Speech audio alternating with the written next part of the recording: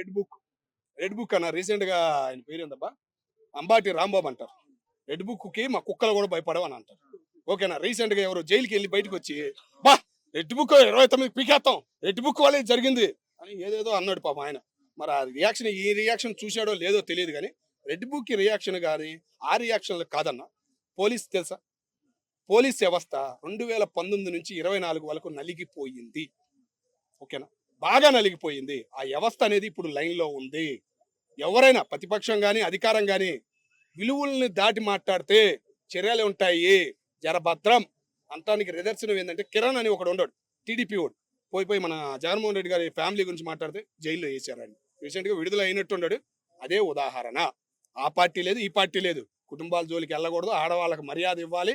నువ్వు ఇచ్చే మర్యాద కూడా ప్రతిపక్షం అయినా అధికారం అయినా గౌరవం. నాయకుడే ఆయన, మన కోసం బయటకు వచ్చి మాట్లాడుతున్నాడు, ఏదైనా సమస్యలు ఉంటే నిలదీస్తున్నాడు. అలాంటి నాయకులకు విలువ ఇవ్వాలి, ముఖ్యంగా పోలీసులకు విలువ ఇవ్వాలి. రీసెంట్ గా ఇవాళ తెలంగాణలో మన బతుకమ్మ జాతర జరుగుతుంటే ఒక ఎమ్మెల్యే రియాక్షన్ చేశాడు. ఏం చేశారు పోలీసులు? పట్టుకెళ్ళి వ్యాన్లో వేశారు. That is police. ఆ వ్యవస్థ అనేది ఉండాలి, దానికి గౌరవం ఇవ్వాలి. ముఖ్యంగా మన సోషల్ మీడియాలో దాని మీద బాగా స్పందన ఉండాలని చెప్పేసి నేను కోరుకుంటున్నాను.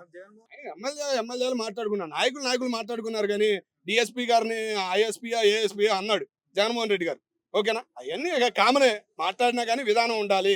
ముఖ్యంగా జగన్మోహన్ రెడ్డి గారు నేర్చుకోవాలి. ఆ సలహాదారుల్ని పక్కన పెట్టేసి ఆయన ఓన్గా మాట్లాడుతూ నేర్చుకోవాలని చెప్పేసి చాలా మంది కామెంట్లు చేస్తుంటే చూశాను అన్న నేను.